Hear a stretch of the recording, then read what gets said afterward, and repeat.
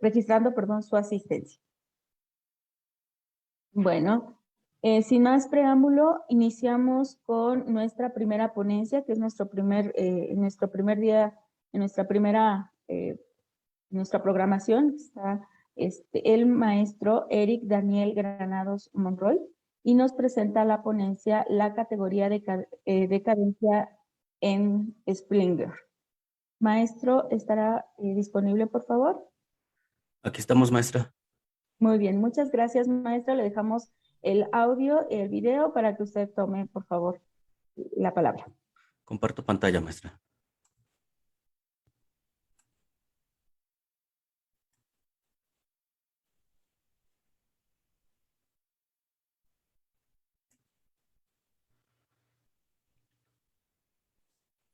Buenos días, mi nombre es Eric Daniel Granados Monroy. Voy a hablarles de la categoría Spengler, de categoría de cadencia en Spengler. Una pequeña aclaración.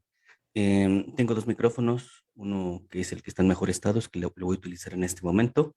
Ya que termine la exposición, cambiaré a otro que es el que tiene cámara. No es por descortesía que en este momento no pongo imagen, sino por cuestión de logística. Comenzamos.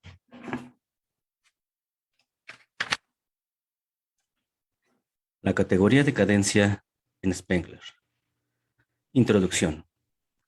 Dejando de lado los actos de explotación irracional que realizan ciertas empresas extranjeras y nacionales en la República Mexicana, sin cuidado del entorno natural, sin atención de las normas ambientales, sin adecuado tratamiento de los residuos industriales, lo que de llevarse a cabo implicaría una cierta merma para sus ganancias, nos enfocamos en situaciones contextuales que, si bien generan daño en la comunidad y afectaciones a la salud del individuo, tienen otra causa. Acciones institucionales, comunitarias e individuales donde se descuide inconscientemente o se daña deliberadamente al entorno y a la dinámica comunitaria donde se asienta el humano. Actos de expolio o destrucción y acciones de construcción irresponsable que tendrán como consecuencia más o menos directa el daño a la integridad de la persona ubicada ahí. Constancias de irracionalidad, falta de comunión y empatía que llevan a actos destructivos y autodestructivos. Aunada a la explicación sociológica, complementamos el análisis de esa distensión comunitaria con una interpretación histórica. Para entender la desestructuración de los procesos macro y micro y la degradación del ámbito social, será nuestro guía el pensador alemán Oswald Spengler y su texto La decadencia de Occidente. Es objetivo de esta reflexión el retrotraer el análisis histórico de Spengler a nuestras condiciones contemporáneas. Teoría vetusta que, no obstante su antigüedad y lejanía geográfica de origen, permite dar luz sobre ciertas problemáticas nacionales e internacionales.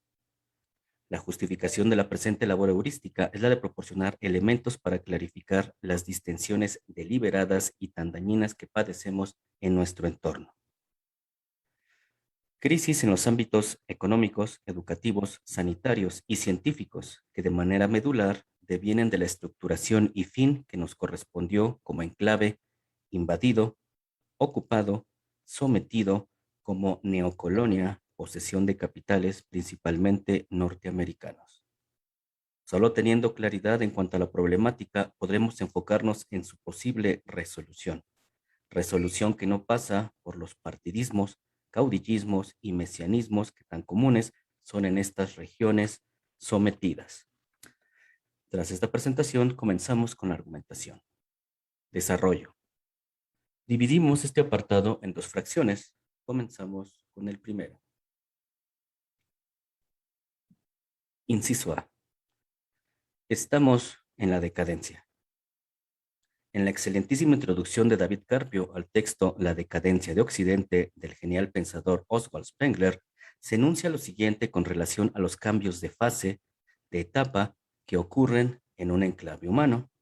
Cambios que van de la cultura a la civilización, del pináculo y plenitud a la debacle comunitaria y cognitiva. Lo expresa así. Inicio de cita. Las altas culturas son organismos vivientes. Siendo orgánicas por naturaleza, deben pasar por los estadios de nacimiento, desarrollo, plenitud, decadencia y muerte. Esta es la morfología de la historia. Todas las culturas anteriores han pasado por estas diferentes etapas y la cultura occidental simplemente no puede ser una excepción. Más aún, hasta es posible detectar en cuál de esos estadios orgánicos se ubica actualmente. El punto más alto de una cultura es su fase de plenitud, que es la fase cultural por antonomasia. El comienzo, la declinación y el decaimiento de una cultura está constituido por el punto de transición entre su fase cultural y su fase de civilización, que le sigue de modo inevitable. La fase de civilización se caracteriza por drásticos conflictos sociales, movimientos de masas, continuas guerras y constantes crisis. Todo ello conjuntamente con el crecimiento de grandes megalópolis, vale decir, enormes centros urbanos y suburbanos que absorben la vitalidad, el intelecto, la fuerza y el espíritu de la periferia circundante. Los habitantes de estas aglomeraciones urbanas, comprendiendo al grueso de la población, se convierten en una masa desarraigada, desalmada, descreída y materialista, sin más apetitos que el pan y el circo instrumentados para mantenerla medianamente conforme. De esta masa provienen luego los felas subhumanos, típicos representantes de una cultura moribunda. Con la fase de la civilización viene el gobierno del dinero y sus herramientas gemelas, la democracia y la prensa. El dinero gobierna al caos y solo el dinero saca provecho del mismo. Los verdaderos portadores de la cultura, las personas cuyo espíritu todavía se identifica con el alma de la cultura, sienten repugnancia ante este poder plutocrático y sus felas servidores. Consecuentemente, se movilizan para quebrar este poder y tarde o temprano tienen éxito en su empresa, pero dentro del marco de una sociedad ya masificada. La dictadura del dinero desaparece, pero la fase de la civilización termina dando lugar a la siguiente, que es la del cesarismo, en donde grandes hombres se hacen de un gran poder, ayudados en esto por el cauce emergente del último periodo de los tiempos plutocráticos. El surgimiento de los césares marca el regreso de la autoridad y del deber, del honor y de la estirpe, de la sangre y el fin de la democracia. Con esto llegamos a la fase imperialista de la civilización, en la cual los césares, con sus bandas de seguidores, combaten entre sí por el control de la tierra. Las grandes masas o bien no entienden lo que sucede o bien no les importa. Las megalópolis se deshabitan lentamente y las masas poco a poco regresan a la tierra para dedicarse a las mismas tareas agrarias que ocuparon a sus antepasados varios siglos atrás. El frenesí de los acontecimientos pasa por sobre ellos y en ese momento, en medio de todo ese caos, surge una segunda religiosidad, un anhelo a regresar a los antiguos símbolos de la fe de esa cultura. Las masas fortificadas de ese modo adquieren una especie de resignación fatalista y entierran sus esfuerzos en el suelo del cual emergieron sus antepasados. Contra ese telón de fondo, la cultura y la civilización creada por ella se desvanecen. Fin de la cita. De este texto de 1918 se pueden retomar varias cosas. Ubicamos a nuestra era dentro de la fase de la civilización, pues lo que impera son los conflictos sociales, diversos movimientos de masa, de etnia, partidismo, nacionalismo y género, principalmente. Crisis económicas y culturales, junto con guerras que si bien ya no son globales, sí destruyen y diezman inmisericordes la región donde ocurren.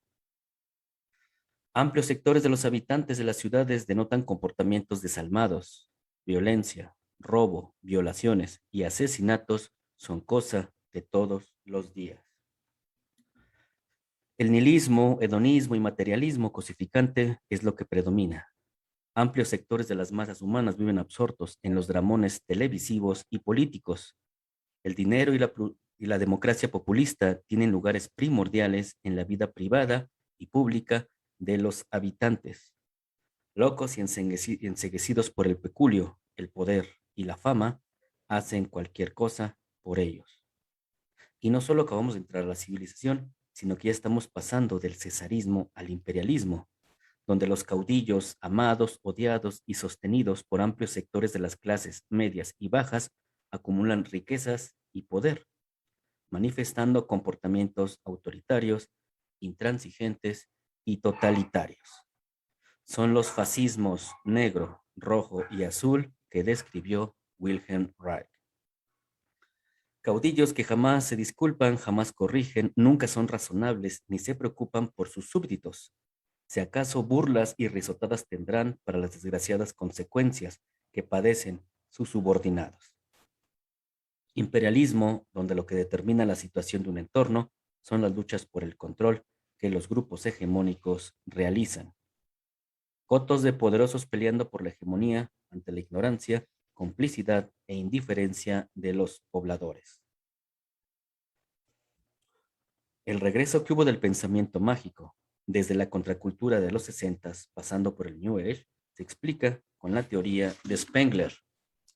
Masas dolientes, sometidas, crédulas e ignorantes, calmando su frustración con segundas religiones o con fe antigua. Impotencia, frustración y oscurantismo, que sumados a la indolencia e irreflexividad, llevan a un regreso a lo peor de lo antiguo, que es más escape y capitulación que verdadera espiritualidad, cognición y evolución. Quieren olvidar y sueñan con mágicos mundos y placenteros destinos, a sabiendas que la promesa de la modernidad no se cumplió. Seguridad, comida, casa, educación y salud las hay, pero solo para el que las pueda pagar. Ciencia prostituida y tecnología elitista mediada por un Estado títere. Para las mayorías, lo escaso, lo desfasado y lo caduco. Para tercer mundo, las obras de primer mundo. Pasaron los viejos buenos tiempos de la cultura. Llegaron las épocas sórdidas, viscerales y destructivas de la civilización. Y en el proceso, el ciudadano a pie va quedando diezmado, rezagado, masticado, humillado y ofendido. Continuamos con la segunda sección de este apartado. Inciso B. Son épocas obscuras. No por nada la descomposición familiar. No por nada ya nos exigen las escuelas. No por nada se degrada las disciplinas. No por nada no se aumenta presupuesto a la ciencia. El objetivo es restar valor al compromiso, a la dedicación, a la cognición, la creatividad y a la conciencia social. Se trata de quitarle valía y ridiculizar al conocimiento, a las ideas superiores y a los valores trascendentes.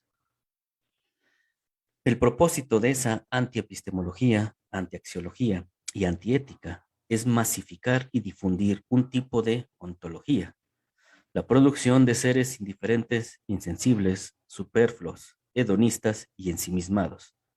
Básicamente difundir su tipo de sociopatía, seres que no valoran ni la vida, ni el saber, ni la comunidad.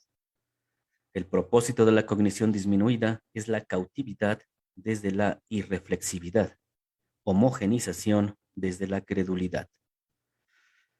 Las hegemonías quieren entes determinados, sujetos pasivos y sumisos, abúlicos y viscerales que produzcan, consuman y obedezcan. Si ya desde hace décadas las transnacionales traían profesionistas de su tierra natal para ocupar las altas esferas gerenciales, cada vez más con la desestructuración de los procesos analíticos, con los antivalores y con la pauperización educativa, todo esto de la decadencia contextual, seremos aún más maquileros, obreros, mano de obra simple y barata. Lumpen países dependientes económica y epistemológicamente. Lumpen proletariados que acatan, fabrican e ingieren compulsivamente. Colonias sometidas comprando ciencia, tecnología y vacunas a primer mundo, con el nivel de nuestros profesionistas, disciplinas y paradigmas aún más a la baja. Ahora, respecto a lo que contemporáneamente ocurre en nuestro país, no olvidar esa táctica que ya se ha usado. Así como en los filmes se rota el policía bueno y el policía malo, para amedrentar y convencer al cautivo, así también se rotan en las administraciones presidente bueno y presidente malo, y asimismo se rotan tipos de regímenes. No quiere decir que cuando toca presidente malo no hay inversión en obras públicas, salud, educación y transporte. Recordemos los proyectos impulsados por Díaz Ordaz. Tampoco quiere decir que cuando es presidente bueno no hay actos de represión gubernamental. No olvidar los actos sórdidos de la campaña y administración de Cárdenas. Simplemente es el manejo que del personaje hace la maquinaria ideológica. En este caso, amén que tocó presidente malo, se utilizó la bandera de izquierda para que en el siguiente ciclo la derecha explícita sea mejor aceptada. Se propagandeó en campaña un personaje de la pseudoizquierda que ya en funciones se programa y maneja torpemente y de modo totalitario, para que en el cambio a la derecha explícita ese sector y su presidente empleado se denote como liberal, eficiente, con más resultados que el personaje antitético previo. Quisiera ser redundante, pero es importante no olvidar que en las neocolonias, en estos países occidentalizados, ocupados y endeudados, los vocablos democracia, igualdad, justicia, constitución y Estado de Derecho son elementos ideológicos que tienen como propósito nublar la realidad asimétrica y piramidal. Por ello, vocablos como libertad, justicia y demás son términos ambiguos, nebulosos, vacuos, aunque glamurosos y grandilocuentes, que ocultan una realidad más simple y sórdida. Ideologización que hace creer que la educación y que las instancias ejecutivas, legislativas y judiciales son limpias, honestas y genuinas. La realidad, los hechos, los resultados indican que no lo son. Negar la realidad mediante el bombardeo simbólico de los medios masivos de comunicación es fundamental para influir en la percepción, focalizar la cognición y direccionar la actuación de la comunidad ocupada. Ante esta situación, ¿qué hacer? Difícilmente podremos acceder al círculo interno mexicano, Los Pinos, Palacio Nacional, San Lázaro, a las salas donde se toman las decisiones nacionales. Pero como educadores al menos podemos hacer nuestro aporte micro, clarificar lo que se nubla, develar lo que se oculta, desgranar esa madeja de discursos, números, leyes y actos en pos de comunicar al universitario que la cosa pública no es algo ajena, elevada, ni mucho menos lejana. Comunicarle que esos sectores toman decisiones sobre nuestra existencia, siendo muchas de esas intenciones y acciones fundamentalmente utilitarias. Acciones rapaces que quiebran la comunidad, que dañan al humano, que afectan su salud, que laceran su vida. Malos actos de malas personas que generan resultados perniciosos. No por nada tantos ataques a las clases medias que no están cautivas al populismo y a los códigos homogenizantes. Si la Constitución miente, si las leyes son irrealizables, si los medios masivos de comunicación falsean, si los funcionarios federales engañan, si las plataformas estatales deforman, nosotros debemos ser claros, directos, cuestionantes y contrastantes ante esa madeja de ocultamiento, ante esa marea de manipulación. Tras lo anterior, comenzamos el cierre del documento. Conclusiones. Existen sectores de padres de familia jóvenes, principalmente de la clase baja, que creen que es una gracia y un logro que ya no se exija en el aprendizaje de sus niños, que sean aprobados por no hacer nada, que no se les exija, que no se les repruebe, que se les permita ser groseros, pequeños sádicos ya. Creen que les hacen un bien a los niños, pero no entienden que son la siguiente generación de cautivos contentos, que no es su decisión ni para su beneficio el que sean inoculados con gérmenes de sociopatía abstrayente y disgregante. Y de ese nivel educativo básico y disoluto, la cadena concluye en universidades donde también nos reducimos a lo utilitario, sin innovar ni romper paradigmas. Obreros incultos y obreros pseudocultos. Sabemos que la universidad falló miserablemente cuando escuchamos a estudiantes y docentes defender a políticos y partidos, cuando los vemos repetir consignas y proclamas emitidas por el régimen y difundidas por sus herramientas ideologizantes. En ese sentido, universitarios y profesionistas se convirtieron también en lumpen. Que un albañil se ilusione y endiose con un político o un cantante es comprensible por sus durísimas condiciones de explotación y agotamiento. Pero que un universitario y un académico defiendan a los monigotes gubernamentales que programa e instala el capital extranjero es indicador, evidencia de lo decadentes que son estos tiempos, de lo pútrido que es el sistema educativo. Abogados, ingenieros, arquitectos e incluso de ciencias biológicas y de la salud y de ciencias sociales, cayendo en las redes de la repetición, de los introyectos alienantes, de las programaciones condicionantes. ¿Dónde quedó lo universal, lo analítico, lo consciente y comunitario?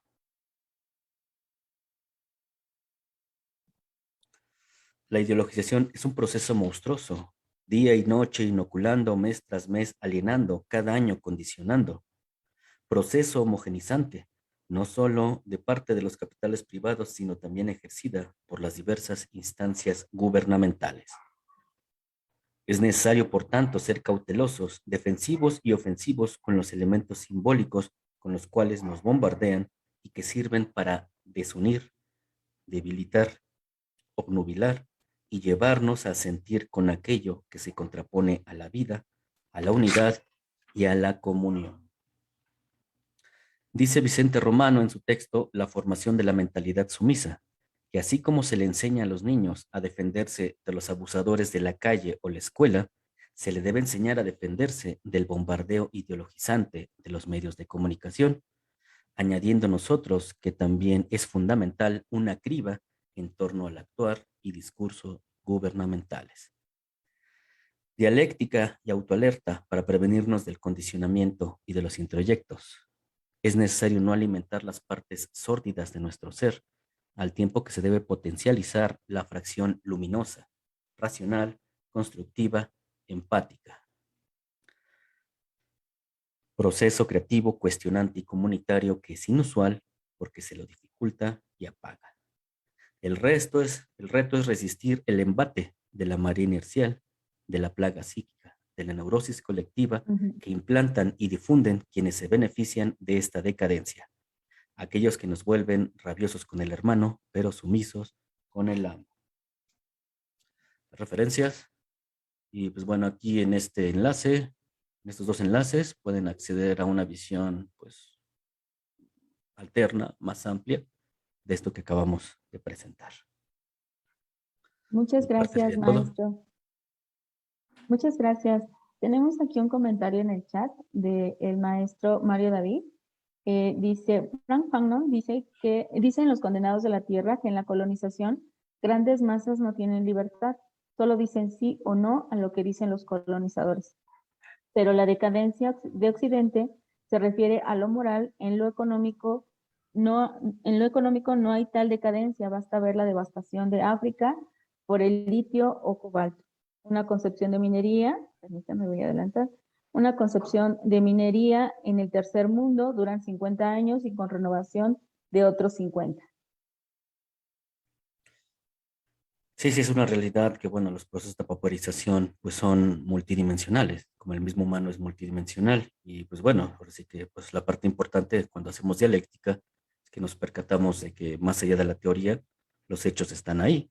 Y pues bueno, por ejemplo, ahorita tenemos, ¿no? Pues creo que cualquiera puede acceder a lo que son los datos del Producto Interno Bruto y cómo pues hubo este bajón, esta recesión económica en la cual está el país, pero obviamente pues no se habla mucho de eso, pero pues que en la calle, en los mercados, en los transportes, pues podemos vernos cómo se ha afectado de diversas formas, ¿no? Aunque los discursos oficiales y explícitos pues hablen de otra cosa. Gracias, maestro. Bueno, lo felicitan mucho por su ponencia y un comentario más. La masificación comenzó con la revolución industrial y sus efectos en la cultura. Y sus efectos en la cultura lo estudiaron en la escuela de Frankfurt. Sí, bueno, finalmente a lo largo del tiempo pues ha habido pues, paradigmas, escuelas, vertientes, pensadores pues, que se han enfocado en análisis alternos. Por ejemplo, el sistema Lokayatamata en la India, que hace 5,000 años, o sea, imagínense, hace 5,000 años ellos decían que no había diablo, que no había infierno, que finalmente ese tipo de aserciones punitivas eran producto de humanos que querían beneficiarse del miedo, de la angustia, del terror cósmico.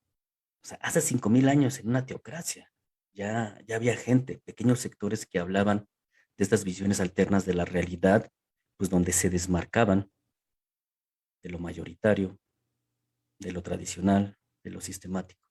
Entonces, bueno, sí, afortunadamente en todos momentos ha habido gente que se desmarca de lo usual. Gracias, maestro. Y bueno, le dan agradecimientos por la invitación a reflexionar sobre nuestro rol de educadores. Y bueno, una pregunta más. ¿Considera que este tipo de autores sea apropiado para ser analizados en las materias de Seminario de Problemas Socioeconómicos de México? Pues bueno, yo les diré, o sea, yo soy egresado de la UAM y cuando yo llegué a la UAM, ya Spengler ya solo había ciertos rescoldos de ellos. Y si uno revisa, pues, bibliografía vieja, se sabe que a mediados del siglo XX era un autor muy importante, ¿no? De él había revistas, tesis, muchas citas, pero pues como todo va pasando el tiempo y por diversas circunstancias, pues se van dejando de lado, pues, a los autores. Por ejemplo, a mí todavía me tocó materialismo histórico. Ahorita las nuevas generaciones de sociólogos en la UAM Iztapalapa pues ya le están metiendo más elementos cuantitativos, estadística, elementos computacionales, que tiene su sentido, pero que finalmente pues se van dejando de lado pues diversos elementos, sí no fundamentales, pero sí fundacionales de la teoría social y de la teoría política, pues eso pues ni modo va pasando. Son autores que van pues, siendo relegados, ¿no? O sea, Spengler del 18, Wright, los 30. Pero bueno, aquí lo interesante es eso, ¿no? Que en un mundo racional, esos autores ya tendrían que estar en un museo. De decir, mira, es algo que ellos se referían a un mundo que ya no existe, que ya se superó. Pero lamentablemente, aunque sean textos de 1918, de 1930, se siguen refiriendo a realidades, a sucesos pues, que están ahí, que están en la calle, que están en el transporte, que están en los mercados, que están en nuestras colonias. Entonces, pues algo hay de mal que podamos seguir todavía explicando realidades irracionales con esos textos tan antiguos. ¿Por qué? Pues porque hay desfase, decía Reich. Sí puede haber avance en ciertos elementos cuantitativos, tecnológicos, pero en otros no hay un suficiente crecimiento. Hay un desfase, una regresión en otros ámbitos, que obviamente pues es un hábitus, ¿no? No es azaroso, es deliberado. Muchas gracias, maestro, por sus comentarios, por sus aportaciones. Ya no tenemos más preguntas y continuaremos con nuestra siguiente ponencia programada. Ok, Gracias, maestro. dejo de compartir pantalla. Muchas gracias. Muchas gracias. Bueno, continuamos ahora con la ponencia titulada Modelos fotoelásticos como apoyo didáctico en la carrera de